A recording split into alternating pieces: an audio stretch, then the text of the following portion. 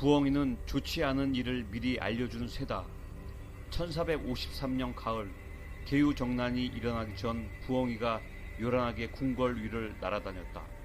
1456년 단종 복위운동이 일어나기 전 그해 여름에도 부엉이들이 요란하게 궁궐 위를 날아다녔다. 앞으로 일어날 피비린내 나는 사륙의 현장에서 사람보다 먼저 피냄새를 맡고 그리 슬프게 운 것일까? 조선왕조 실록 가운데 가장 왜곡된 기록이 많은 세조실록. 사관은 자유롭게 역사를 기록할 수 없었다.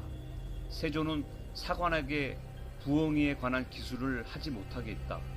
태종 이방원과 흡사했던 세조, 정도전이 죽던 날이나 김종서가 죽던 날 역사를 기록했던 사관은 너무도 비슷한 패턴으로 두 사건을 서술하고 있다. 부엉이가 반복적으로 출연하는 기록에는 사관의 비판적 시각이 암호화되어 있는 듯하다. 1452년 5월 18일 경복궁 군정전에서 단종의 즉위식이 열리던 날에도 근정전 전각 위에는 찹상처럼 부엉이가 앉아 있었다. 부엉이 눈이 수양대군의 매서운 눈과 마주쳤다. 세조는 태종처럼 부엉이를 싫어했다. 1453년 1월 초 명나라 사신으로 갔던 수양대군이 의주에 당도했다. 단종은 4시 엄자치를 보내 그의 노고를 치사했다. 엄자치는 수양대군을 볼 때마다 항상 사나운 내가 연상됐다. 세종에게 전폭적인 신뢰를 받았던 엄자치는 수양의 눈에서 권자를 빼앗을 야망을 보곤 했다. 엄자치의 예상은 정확했고 1455년 한여름에 그는 능지처참했다. 단종이 세조에게 왕위를 양보하던 날 엄자치는 죽을 각오로 반대했다. 겨울 날씨답지 않게 자주 비가 내렸고 자욱한 안개와 음울한 바람이 경복궁과 창덕궁 사이의 북촌을 맴돌고 있었다. 당시 풍수학의 1인자이면서 안평대군의 책사 노릇을 했던 이연로가 수양대군을 찾아왔다. 궁지에 몰렸던 수양대군이 명나라 사신을 자청해서 떠날 때 이미 이현로는 수양의 의중을 파악하고 있었다. 명나라의 후원을 믿고 구테타를 일으킨 태종 이방원의 전술을 수양이 그대로 모방하고 있다고 이현로는 확신하고 있었다. 명나라에 가신 일은 잘됐습니다. 그런데 황제의 인준을 받은 것은 어린 임금이 아니라 대감 아닙니까? 전국을 찌르는 이연로의 한마디에 당황한 수양은 하인들을 시켜 그를 포박하겠다. 이자의 생각이 음험하다. 즉시 사원부에 고해 영모 사실을 알려라. 김정소와 황보인 등이 고명대신이라는 이름으로 12살짜리 어린 임금의 생각을 지배하고 있었다. 어린 임금을 대신할 왕실 어른 가운데 대비나 대항 대비가 없는 것이 수양에게는 오히려 더 불안했다.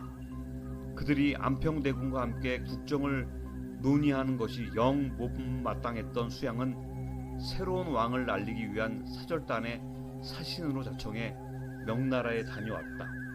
그런데 수양대군의 집을 방문한 이현로가 넌지시 수양의 의중을 묻다가 그의 감정을 폭발시킨 것이다. 김종서와 안평대군의 도움으로 옥에서 풀려난 이현로는 자신의 주군인 안평에게 북악을 넘어오는 불온한 기운들이 도성에 가득하니 먼저 일어나 세상을 평정하자고 채근했다. 그러나 안평은 노을을 바라보며 아무 말이 없었다.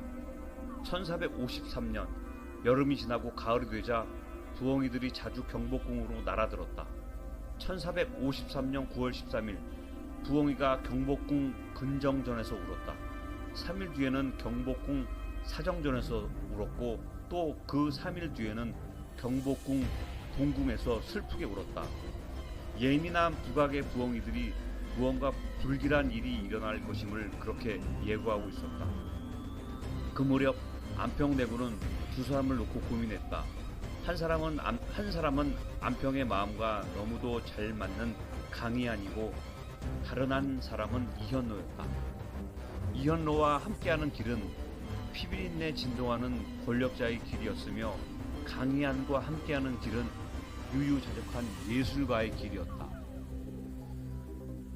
1453년 9월 가을 바람이 부는 그날 밤 안평은 두 개의 길 가운데 강희안 집으로 가는 길을 택했다.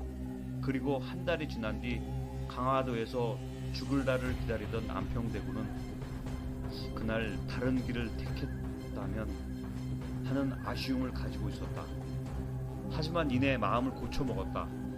그가 그날 밤 가지 않는 그 길로 갔다면 살아있는 동안 잠시 영화를 누릴 수 있었겠지만 그것이 결국은 세상을 혼돈에 빠뜨릴 길이라는 것을 깨달았기 때문이었다. 세조실록은 안평대군을 비열하게 깎아내렸다. 하지만 안평대군은 실록의 기술처럼 그렇게 비열하고 치졸한 인물이 아니다. 그는 문무를 겸비한 인물이었다. 안평의 글은 당대 최고라고 손꼽혔으며 함경도 육진을 개척할 때는 김종서와 함께 야인을 토벌하기도 했다. 당시 궁궐에 자주 나타났던 부엉이는 세조의 부태딸을 눈치챘을까? 사관은 부엉이 울음소리로 당시의 음산한 기운을 기록하고 있다. 자넨 왜 자꾸 부엉이가 나타났다고 기록하나? 사관의 사초에 부엉이 출연이 유난히 많음을 보고 세조가 물은 것이다. 세종대왕께서도 부엉이란 흉조가 나타나면 반드시 보고하게 하였으며 경복궁 근정전에서 울면 해괴제를 올리라 하셨습니다. 알겠다. 하지만 이제 부엉이가 나타나도 굳이 기록하거나 보고하지 말라. 하늘의 뜻을 한낱 나뭇가지에 앉아 노래나 부르는 새가 어찌 알겠는가. 별들의 움직임 또한 심상치 않았다. 유성이 갑자기 꼬리를 물고 떨어지자 수양은 군사를 이끌고 김종서의 집으로 들이닥쳤다. 하윤이 태종 이방원에게 공격 날짜를 알려준 것처럼 한명에도 일찍부터 수양대군이 김종서 등을 공격할 날짜를 정해놓고 있었다. 창덕궁 도남문에서 500보 내외에 있던 김종서의 집에 수양은 칼을 숨긴 채 다가갔다. 이상하게 집에는 불이 다 꺼져 있었다. 어인일이오 대가. 수양을 맞은 김종서와 그의 아들은 대문 안쪽에서 나오지 않았다. 이들은 문 하나만큼의 거리를 사이에 두고 서로 마주보았다. 한 걸음 차이지만 삶과 죽음의 경계처럼 아득한 거리였다. 김종서는 수양이 자신의 집 안으로 발을 들이길 원했고 수양은 김종서가 문지방을 넘어 밖으로 자기를 맞이하기를 원했다. 저 반달이 아쉬워 잠을 이루지 못하고 대신을 찾았소. 채워지지 않은 반을 채우기 위해 대감의 도움이 필요하고. 수양대군의 말을 들은 김종서가 거만하게 웃었다.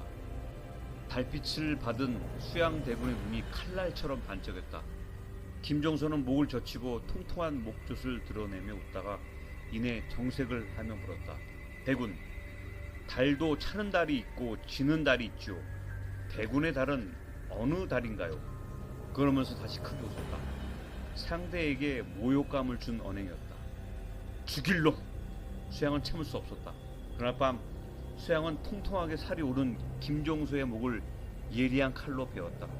피가 튀지 않았다. 예리한 칼은 피를 뱉지 않고 칼날로 먹었다. 큰 머리가 땅에 떨어지며 쿵 하고 소리를 냈다. 머리를 잃어버린 몸의 나머지 부분이 두 걸음 정도 마당을 배회하다 크게 넘어가며 마치 고목이 쓰러지는 듯한 소리를 냈다. 김종서의 집 앞에 있는 두 그룹 백송이 핏빛을 머금은 듯 붉은 기운을 띠고 서 있었다. 김종서를 따르던 무사 수십 명이 그날 전부 살해됐다. 피비린내가 진동한 달밤이었다. 김종서의 시신은 그날 밤 백송 옆에서 불태워졌다. 이튿날 한 시절을 풍미했던 장군의 시신을 수습하기 위해 불타버린 재를 뒤적이다 다리 한쪽을 발견한 마을 사람들이 그 다리 하나를 가지고 무덤을 만들어 주었다. 또한 사람들은 간밤에 흘린 핏자국을 재를 뿌리며 지웠다. 그래서 김종서가 살던 동네를 재골이라 불렀고 오늘날에는 재동이 된 것이다. 김종서의 머리가 땅에 떨어진 그날 밤 안평대군 이용은 인왕산 아래 무게정사에서 신선처럼 편안한 모습을 하고 임금이 되는 꿈을 꾸다 잡혀갔다. 그는 느림을 좋아한 인물이었다. 수양이 불안한 정국, 불리한 정치 상황을 돌파하기 위해 명나라를 다녀온 뒤에 세력을 끌어모으고 있었지만 그런 소문을 듣고도 안평대군은 다른 대응을 하지 않았다. 안평대군이 살고 싶어 했던 세상은 안견이 그린 몽유도원도처럼 몽롱하고 나른한 세계였다. 하지만 안평이 꿈꾸는 세계는 현실에는 존재하지 않은 곳이었다. 형은 그런 동생에게 여유를 주지 않았다. 안평대군이 죽자 몽유도원도를 그렸던 안견은 자취를 감추었다. 자신의 그림을 알아주는 사람이 사라지자 자신의 그림도 죽은 그림이라고 생각했을까? 몽유도원도 속에 그윽하고 험준한 바위 밑 어디론가 숨어버린 안견. 강희안은 세조의 암살을 계획했다는 이유로 모진 고문을 당했지만 같은 집현전 학자 성산문의 도움으로 풀려날 수 있었다. 대강, 저는 저 붉은 진달래꽃을 싫어합니다. 꽃이 저리 핏빛을 띠는 것은 옳지 않습니다. 꽃은 그저 꽃을 따름입니다. 신하는 하늘에 떠있는 태양을 사모할 뿐 태양을 가리지 않습니다.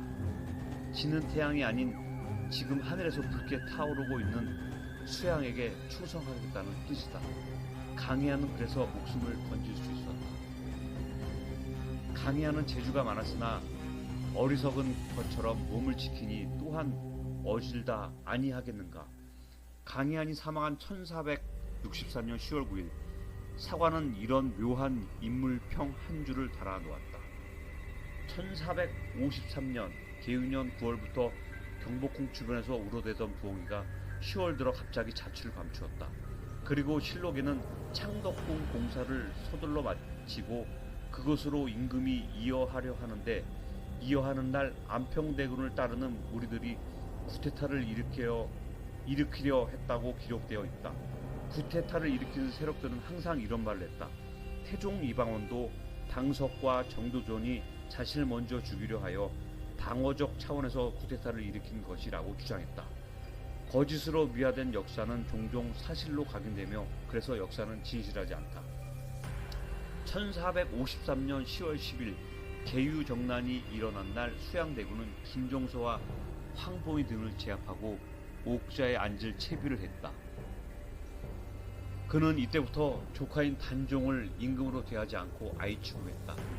쿠데타가 일어나던 그 무렵 단종은 흉조인 부엉이가 자주 경복궁 걸레를 맴도는 것이 두려워 흥인문 밖 효령대군 집에 머물고 있었다. 효령대군의 집에 머물던 단종이 계우정난 후 계엄령 속에서 경복궁으로 돌아오던 그날 어린 임금은 궁궐 곳곳에서 풍기는 피비린내를 맡았다. 경복궁 근정전에 들어서자 이미 문무백관들이 나열해 있었으며 임금이 앉을 옥자에 새로 임명된 관리들의 명단이 적힌 종이가 그득했다. 그리고 그 옆에는 죽은 자들의 명단이 있었다. 단종은 잠시 눈을 들어 하늘을 보았다. 비가 그친 뒤라 하늘에는 무지개가 있었다. 그런데 무지개가 걸린 곳이 북악에서 수양대군 사저까지였다. 단종은 이날 새로 임명된 관리들을 일일이 호명했다.